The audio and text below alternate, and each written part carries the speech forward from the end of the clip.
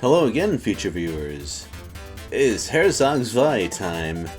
I'm quite certain I mispronounced that in some way. Well, let's get out there with the map Loch, and this is, the unusual thing about this map is not so much the terrain, although there are cliffs everywhere, but rather the starting base setup. In particular, there's a lot of neutral bases near the player 2's side, whereas they're far away from me, which is not great, but there is something I can take advantage of on the left side. First things first, though, I want to take the base that's up north of me, because I'm going to need that later. Yes, not for offense, though, no. That is important to my survival. It is a little bit of a journey to get the soldiers over there. Less so for player 1, I'm sorry, less so for player 2, so they're gonna capture bases faster than I do for a little while. It's okay. This is something that we can handle. I'll show you how. Well, I don't actually have to see them walk all the way up there. I know there's nothing guarding that one. Now we have a bit of flying to do. Yeah, picking up the soldier early would be a mistake here. Anyway, this base of mine is very close to a base of theirs, so that's a rather nice flip in income. Provided I can do it, but the AI on this map, at least AIC, seems very aggressive here. It doesn't really spend that much time guarding its bases, and that's something I intend to take advantage of rather heavily. I'm kind of glad it doesn't, because that makes certain steps of this a lot easier to deal with. It does, however, get some defense right at the start of the map, but since they just went away to do other things, I can get away with this sort of thing. This definitely seems to be the sort of game where your death trigger is health at negative numbers instead of health at 0. Man, that magic pixel brings back some memories. Well, fighting game memories, but still. Well, this is a close call.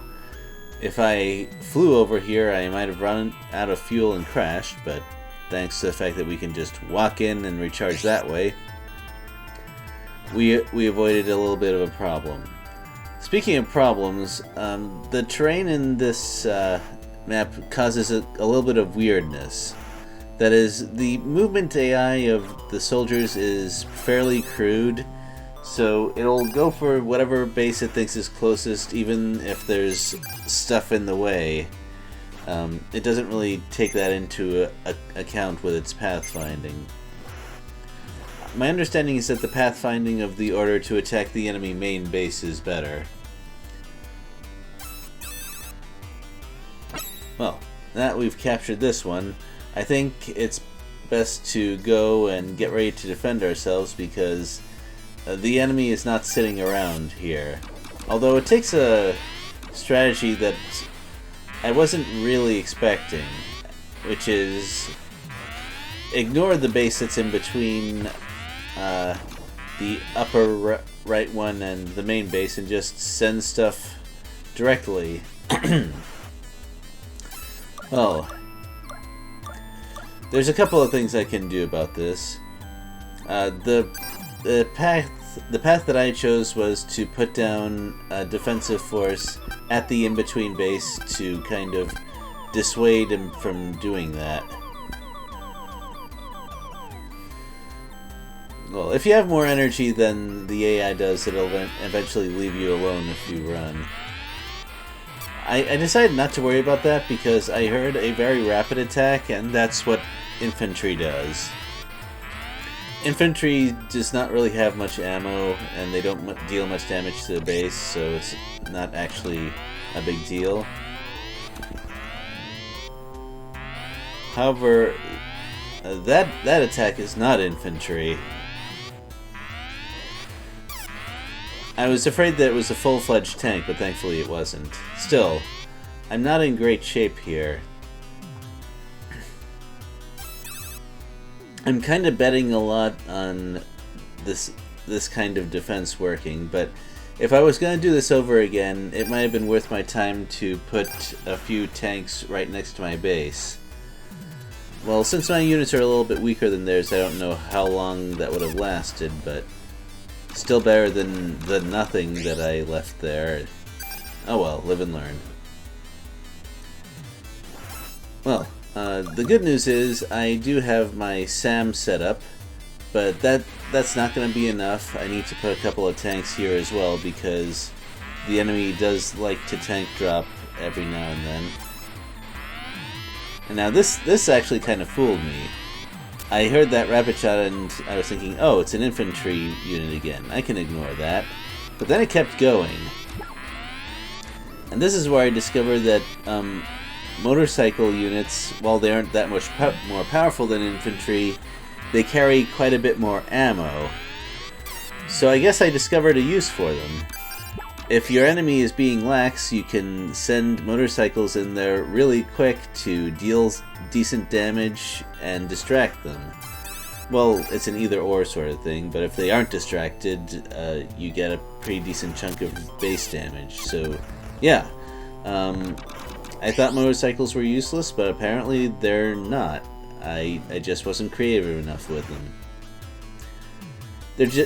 They're not useful against the AI, though, at least not in the higher difficulties, because they do get those free defenses. So, my conclusion was, motorcycles are not useful because the AI cheats. That's the best reasoning. I feel so proud. Well, now that I have the defenses on that intermediate base, I can safely start moving in and capturing more, and this will choke off the enemy income.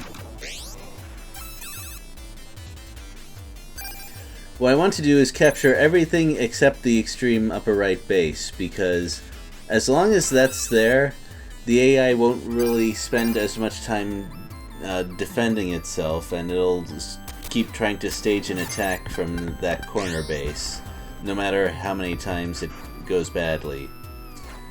I do have to go back to my own defensive outpost and check on it every now and again to make sure that my tanks are still there and in the correct numbers, because they do take a little damage here and there. But overall, they're pretty good stalling.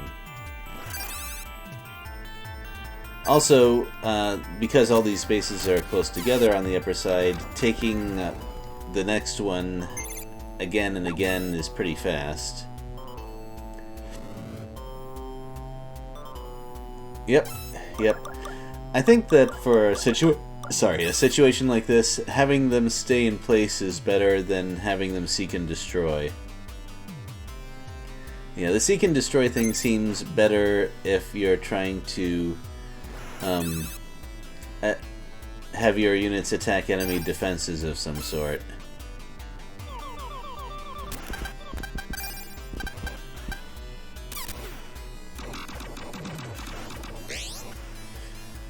Well, being here to defend does kinda help me preserve my units a little bit, but I can't stay here forever.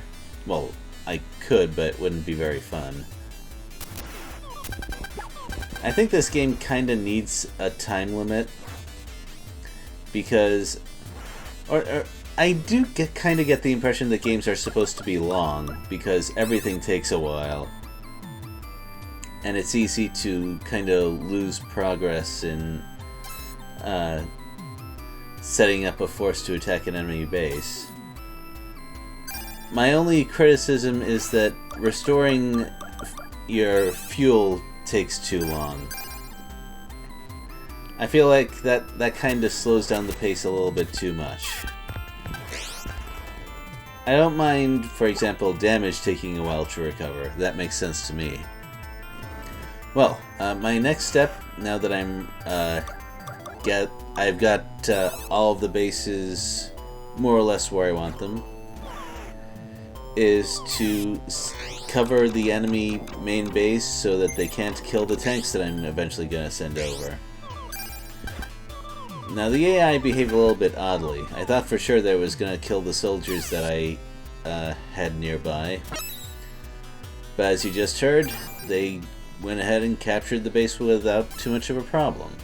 Well, I decided to just go for GRM cannons instead of bothering with SAMs because although they are more expensive, I am floating cash right now and the GRMs won't all die at once if something weird happens. That's fairly important. Well, I got some nice defenses here. I don't really have anything to worry about. The AI kind of seems stuck in a loop. But they have occasionally been placing defenses near their base, so I need to get ready to raid that. Yep, here we go. Yeah, when the AI is away and I'm busy building something that takes a little while, that's a good time to raid. When the enemy does put down a GRM near its base, it can be tricky to deal with in a straight-up fight, but you can also just sit outside of its missile range and have it fire until it's out of ammo. The AI doesn't really do the whole supply thing. That's one of the big advantages the player has over them. So, I've taken care of that. And now it's time to build up some tanks. It's also nice to put them right in front of the GRMs. Save yourself some expense. And now I'm sending a whole bunch of them at the base. It's probably best for me to stay here because even though the GRMs are shooting down the AI fighter pretty fast, you never know when it'll quickly drop a unit. And I don't really have the energy to fly back anyway, so I might as well help out.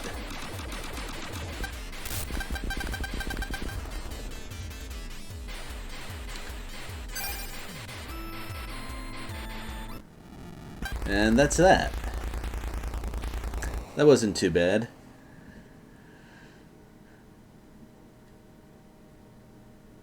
Well, this map was a little bit plain, but it did take a little bit of planning to figure out the best way to get past all of those hills.